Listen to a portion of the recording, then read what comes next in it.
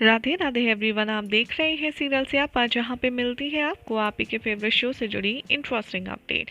आज रात के दोस्तों राधा कृष्ण के एपिसोड की शुरुआत में दिखाया जाएगा कि जो पद्मावती हैं वो श्रीनिवास के नेत्र बनकर के उन्हें नटराज मंदिर में लाएंगे, जहाँ पर उन्होंने श्रीनिवास के लिए कुछ विशेष आयोजन किया होगा। और इधर भार्गवी वासुदेव से मिलती है और उन्हें उनका दिया हुआ तोहफा लौटाते हुए कहती है कि हम दोनों के मध्य ऐसा कुछ नहीं है जैसा आप सोच रहे हैं, इसलिए मैं तोहफा आपसे नहीं स्वीकार कर सकती।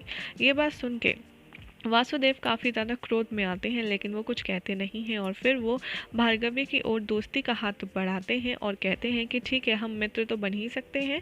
और भार्गवी भी यहाँ पर मित्रता कर लेती है और उनसे हाथ मिला करके उनका तोहफा लौटाकर चली जाती है। यहाँ पर भार्गवी के जाते ही वासुदेव अपने मित्र से कहते हैं कि चाहे जो हो जाए, अब तो मुझे हट है कि मैं हर हाल में भार्गवी को पा कर ही रहूँगा। यहाँ पर जो राजा होते हैं वो ऋषि भृगु के साथ में इंतज़ार कर रहे होते हैं वासुदेव का, काफ़ी ज़्यादा क्रोधित भी होते हैं कि आखिर ये कैसी धूर्तता है, हमेशा हमें इंतज़ार करवा कर के ये खुद कहीं गायब हो जाते हैं। तभी वासुदेव आते हैं और वो अब शादी की बात नहीं करते और वो बात घुमा देते हैं और इधर उधर ऐसी बातें करने लगते हैं। तभी ऋषि भृगु पूछते हैं कि भार्गवी यहाँ पर क्यों आई थी, क्या आपने आमंत्रित किया था?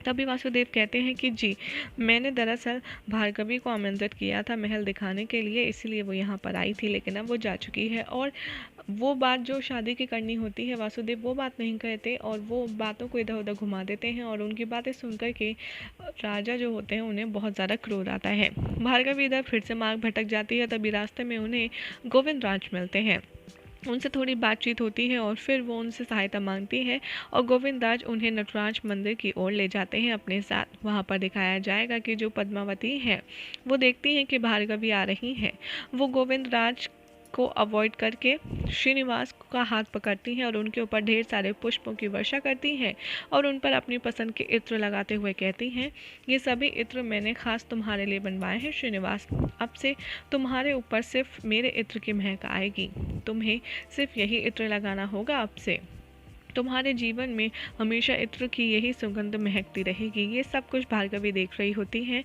और पद्मावती जानबूझ करके कुछ नहीं कहती और गोविंद राज देखते हैं जैसे ही कि पद्मावती आहत हो रही हैं, जो कहती हैं हमें लगता है हमें यहाँ से चलना चाहिए भार्गवी।